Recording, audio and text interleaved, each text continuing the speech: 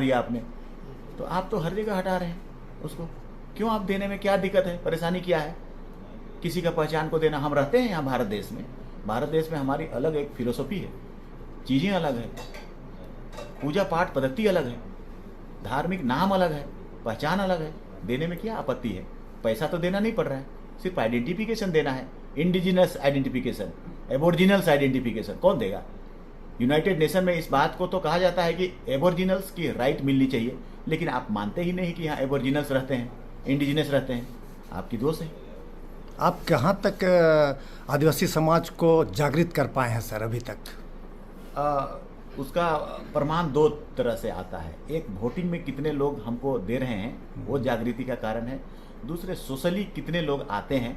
तो मैं ऐसा समझता हूँ कि एक प्रतीक के रूप में जो सरना का झंडा आया है, या उसको साड़ियाँ महिलाएं पहन के आती हैं, तो उसके दिलो दिमाग में एक जज्बा होता है, एक रिफॉर्मेशन का जज्बा होता है, एक इस तरफ के जाने का कि मेरा रिलीजियस चीज़ें और डिमांड और रिचुअल सिस्टम क्या है, उसको जानने, सोचने और पाने का एक ललक होता है। ये चीज़ें हैं।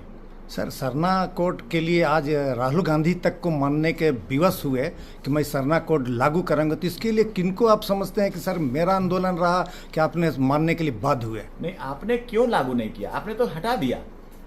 जो गेट ने स्टार्ट किया था, रांची में हुआ, सभी जगह एनिमिस्ट करके हुआ, आप क्यों 51 में हटा दिए? उसके बाद जनगणना बंद कर दिया आपने। उसके बाद यहाँ हम लोग रजिस्ट्रार जनरल 2006 में लागू किया, उसको भी मधुकोड़ा की सरकार थी उस समय, आपने हटा दिया, आपकी सरकार थी, आपने बंद कर दिया। लिखाया जाने लगा था स्टेट में कम से कम कि कास्ट सर्टिफिकेट में लिखो, फिर स्कूल वाले सर्टिफिकेट में लिखो, एक पहचान बन गई थी, बनना शुरू हुआ था, आपने उसे हटा दिया।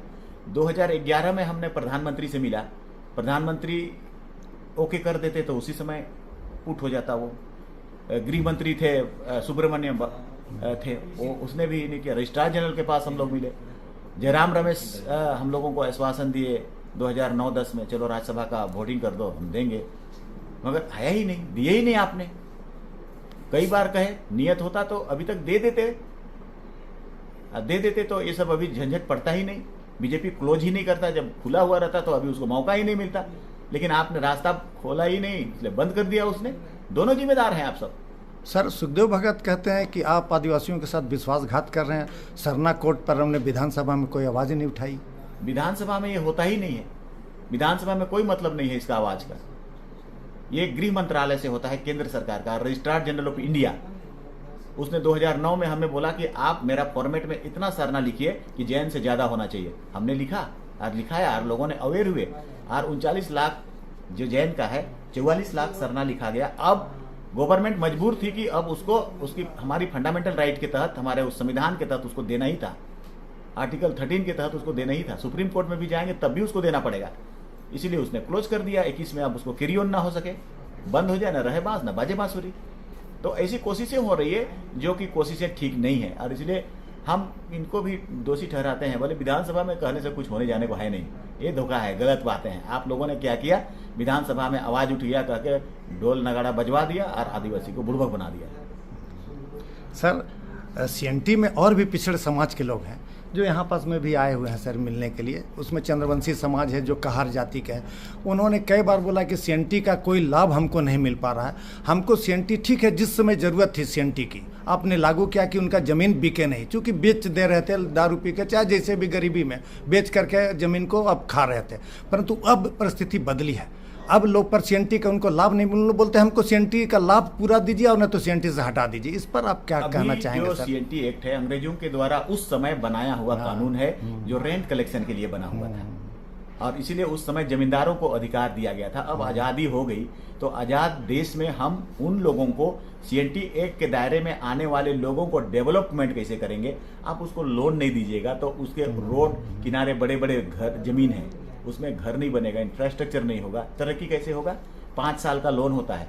तो ऐसे चीज़ों को अब गवर्नमेंट को हटा देना चाहिए, जो नकारात्मक प्रभाव करता है, और पॉजिटिव चीज़ों को लानी चाहिए, और उसको डेवलपमेंट कैसे करें उसके लिए सोचना चाहिए। अभी तक हुआ नहीं, ये भी नहीं हुआ।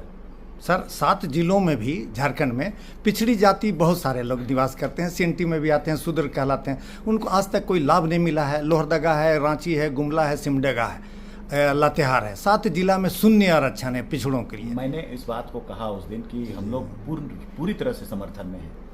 उसकी 27% उसको मिले और वो आरक्षण का हकदार है, वो उस स्थिति के लिए है, उसकी जो पोजीशन है इकोनॉमिकली एंड द सोशली उसकी राइट है उसको पाने का, इसलिए यथाशीघ्र देने चाहिए। कम संख्या के लोगों को ज़्यादा मिल रहा है, ठीक है, शेड्यूल एरिया में ट्राइबल है उसको आप दे दिए, बट उसके साथ जो है उसको आप नहीं दे रहे हैं।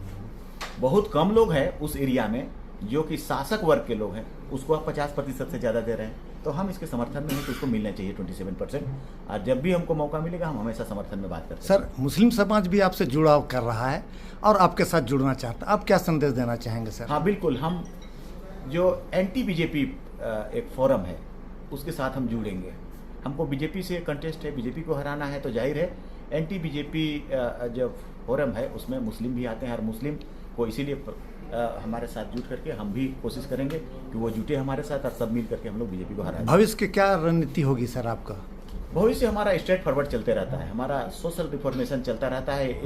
ये पॉलिटिकली तो जब आता है, क्योंकि अगर हम पॉलिटिक्स में नहीं आए तो मेरी सोशल रिफॉर्मेशन जितना किया हुआ रहता है वो फिर डिवीजन हो जाता है, इसलिए मेरा स्टैंड होना बहुत ज़रूरी है। मगर उसके साथ साथ हम लोग ट्राई करते करते 2004 से अब तक ये पोजीशन में आ गए हैं कि हम लोग दूसरों को डिफीट कर सकते हैं, हम विन कर सकते हैं, माई सेल्फ आवर सेल्फ, हमारा सोसाइटी विन कर सकता है। तो इसीलिए अब हम लोग कॉन्टेस्ट के लिए लड़ रहे हैं, और किसी को कट फट इसके लिए नहीं लड़ रहे हैं, कॉन्टेस्ट हम जीतने के लिए लड़ रहे हैं। और उसका प्रमाण 2009 में हो गया था, 2009 में 5000 से सिर्फ हम लोग हारे थे।